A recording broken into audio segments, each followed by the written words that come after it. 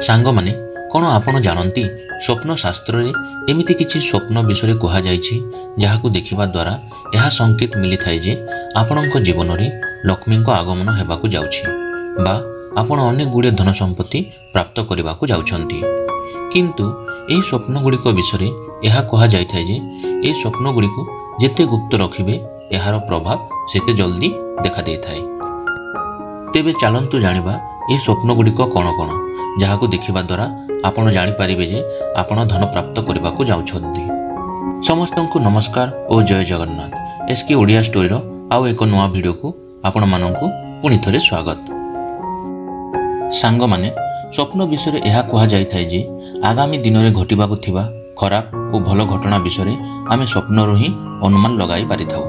किंतु आज आमे जो स्वप्न गुड़िक विषय कहबाकू जाउछु ताहा विषय आपण भूल रे भी काहाकू कहंतु नाही। स्वप्न शास्त्र अनुसार स्वप्न रे महालक्ष्मी को देखिबा सुख समृद्धिर प्रतीक होइथाय। जदि आपणक स्वप्न रे भी महालक्ष्मी प्रकट हुअंती तेबे आपण बुझी जानतु जे आगामी दिन में आपणकू बहु मात्रा रे धन प्राप्ति हेबाकू जाउछि। कुहा जाए कि एही स्वप्न देखिबा परठू आपणक जीवनर सबु दुख कष्ट दूर हो जाई थाए। केवल एतिक नुहे, जदि ए स्वप्न देखुथुवा व्यक्ति जड़े बेपारी होइथांती तेबे तांको आगामी दिन में तांको बेपार रे बहुत लाभ मिली थाए। जदि ए स्वप्न छोट छुआ माने देखिथांती तेबे यार प्रभाव दुई गुणा बढ़ी जाई थाए।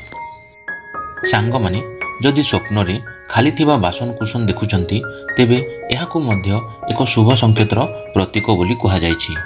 कहा जाय कि खाली थिबा बासन कुसन यह सूचना देथांती जे आगामी समय रे आपणक धन प्राप्तिर मार्ग फिटिबाकू जाउछि एवं आपणक आर्थिक स्थिति मजबूत हेबाकू जाउछि।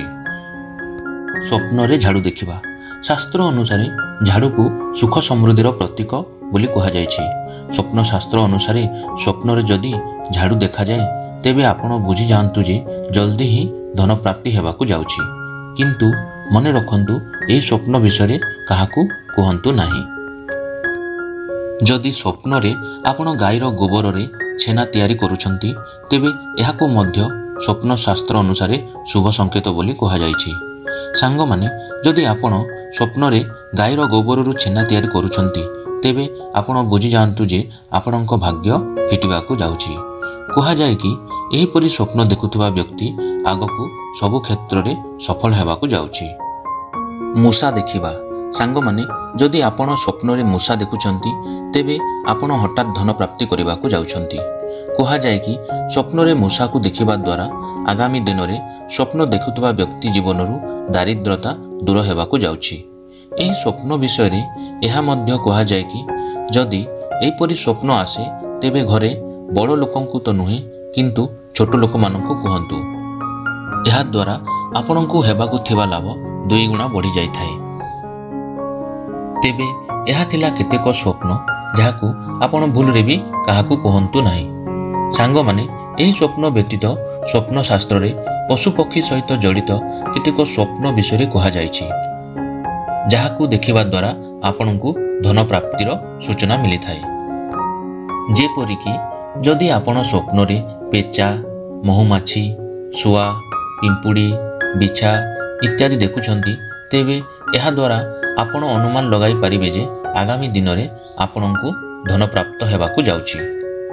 तेबे वीडियोटी को संपूर्ण देखिबा पई धन्यवाद एवं एही परि नुआ नुआ वीडियो देखिबा पई आपण आम चैनल को लाइक शेयर कमेंट और सब्सक्राइब करि नियंतु।